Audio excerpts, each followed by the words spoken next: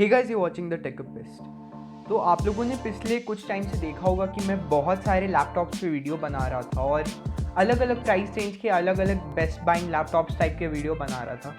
पर उधर आपने अगर वो सब वीडियोस देखे होंगे तो आपने एक चीज़ नोटिस की होगी कि मैंने हर एक वीडियो में बहुत सारी कैटेगरीज बताए हैं।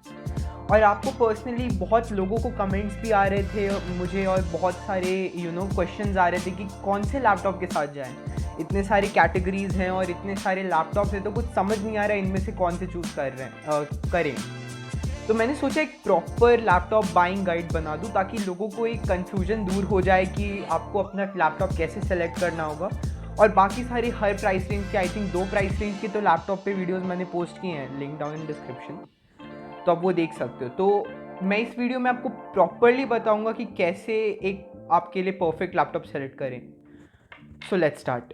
तो सबसे पहले तो ऑब्वियसली आपको अपना प्राइस रेंज देखना पड़ेगा कि आपको कौन से बजट में लैपटॉप चाहिए, क्योंकि ऑब्वियसली अलग अलग प्राइस रेंज पे अलग अलग चीज़ें पॉसिबल होती हैं। जैसे अगर आपको एक फुल फ्लैश परफॉर्मेंस लैपटॉप चाहिए तो आपको आई थिंक 1 लाख के प्राइस रेंज में आएगा। बट अगर आपको एक बेसिक और एक properly working mid like medium apps चलाने वाला लैपटॉप चाहिए तो वो आपको सस्ते में मिल सकता है। तो फर्स्ट ऑफ ऑल आपको अपना बजट डिसाइड करना है। और सेकेंडली प्रायोरिटीज़ एक बहुत इंपॉर्टेंट चीज़ है जो आपको अपने बारे में पता होना चाहिए। और प्रायोरिटीज़ से मैं बताऊंगा कि प्रायोरिटीज़ में क्या आता है और आपको कैसी प्रायोरिटीज़ अपनी सेलेक्ट करनी पड़ेगी लैपटॉप खरीदने से पहले।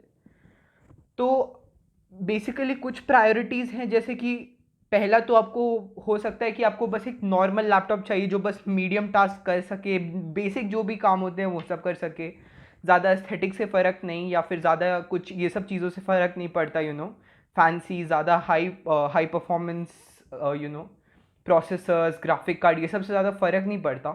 एक ऐसा लैपटॉप जो आपको बहुत बेसिक और मीडियम टास्क करे। तो अगर आपको इस तरह का लैपटॉप चाहिए तो आप एक 40,000 का प्राइस रेंज रख सकते हो, और उसमें आपको एक डिसेंट इनफ लैपटॉप आ जाएगा।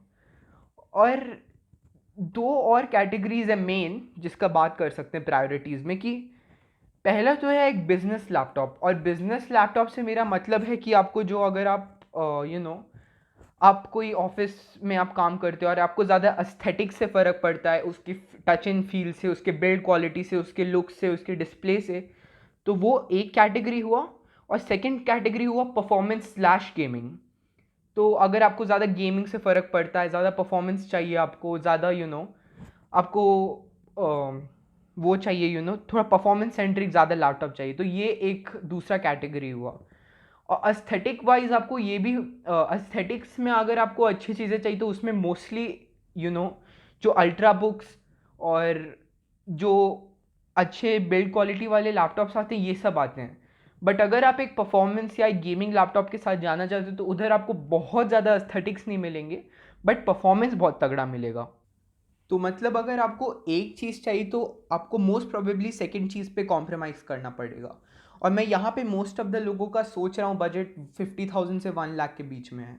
अगर आपको एक प्रॉपर बिजनेस लैपटॉप चाहिए जो आपको बहुत ज़्यादा फैंसी काम नहीं कर सकता, और बहुत ज़्यादा, मतलब ऐसा कोई मेजॉरिटी आपको काम करने का ज़रूरत नहीं है, जैसे हाई परफॉर्मेंस टास्क आपको बस अपना मेल देखना है, थोड़ा बेसिक काम करना है, पीपीटी टाइप के काम करने, बहुत बेसिक बेसिक चीज़ें, उसके लिए ना आपको बहुत अच्छे इंटरनल्स चाहिए, ना आपको बहुत अच्छा डिस्प्ले चाहिए ज़्यादा कलर एक्यूरेसी के साथ।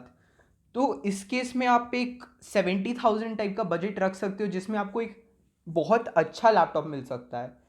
और मैंने हर एक कैटेगरी के लिए एक एक लैपटॉप नीचे लिंक किया हुआ है, तो आप जाके देख सकते हो। जो इस प्राइस कैटेगरी में मैंने लिंक किया है, जो अगर आपको बिजनेस लैपटॉप चाहिए तो आपको H P Envy x 360 या लेनोवो योगा का मॉडल आप ले सकते हो। इन दोनों में से कोई भी एक आपको सेलेक्ट करना होगा, कर सकते हो। अ, मैं ज़्यादा बोलूँगा प्रेफरेबली योगा के साथ जाइए, क्योंकि आई थिंक 70,000 का वो लैपटॉप है, उधर आपको राइजन 7 मिल रहा है, तो बहुत अच्छा प्रोसेसर भी है, 16 GB रैम है, 512 GB SSD है, तो एक डिसेंट लैपटॉप होगा। और 40,000 कैटेगरी में मैंने एसस वीवो बुक रखा था, जो आपको ज़्यादा एस्थेटिक से फ़र्क नहीं पड़ता, ज़्यादा चीज़ों से फ़र्क नहीं पड़ता। और एक और कैटेगरी मैंने एक 50,000 का जो लैपटॉप वीडियो बनाया था, उसका रीज़न ये था क्योंकि उसमें थोड़ा एस्थेटिक्स और मतलब एस्थेटिक्स और प्रोसेसिंग पावर दोनों मैच्ड है, कि मतलब उसका बिल्ड क्वालिटी भी अच्छा हो, अच्छे से काम भी करता हो, और मतलब बहुत ज़्यादा फैंसी टाइप के इंटरनल्स भी नहीं चाहिए। तो इस टाइप की चीज़ों में आप HP14S के साथ जा सकते हो। इन सारे लैपटॉप्स का मैंने लिंक डिस्क्रिप्शन में डाला है। अगर आप 40,000 वाले लैपटॉप से के साथ जाना चाहते हो जिसमें बहुत ज़्यादा वो नहीं है, एस्थेटिक्स नहीं है, इस तरह की चीज़ें नहीं है, फैंसी फैंसी चीज़ें नहीं है, पर अगर आप थोड़ा सा और इन्वेस्ट करोगे तो आपको इंटरनल्स में बहुत ज़्यादा बूस्ट मिल सकता है, तो और एस्थेटिक्स में भी ऑब्वियसली। तो आप प्रेफरेबली 50,000 के प्राइस रेंज में अगर आप जाओगे तो बेटर होगा, और HP14 ऐसे एक बहुत अच्छा लैपटॉप है। उसके अलावा अगर हम परफॉर्मेंस लैपटॉप में जाएं तो उसमें भी कुछ कैटेगरीज है, कि पहला तो है कि 100% गेमिंग, और सेकंड है कि आपको हाई परफॉर्मेंस टास्क करने हैं, और हाई परफॉर्मेंस टास्क करने हैं, और समथिंग लाइक एडिटिंग और coding, high level coding type की चीज़ें उस तरह का करना होगा, तो ये दो कैटेगरीज हो सकते हैं। तो अगर आप 100% गेमिंग के साथ जाना चाहते हो तो फिर आपको एक ऐसा लैपटॉप सेलेक्ट करना पड़ेगा जिसमें एक बहुत अच्छा ग्राफिक कार्ड हो, और एक बहुत अच्छा मतलब एक डिसेंट इनफ प्रोसेसर हो।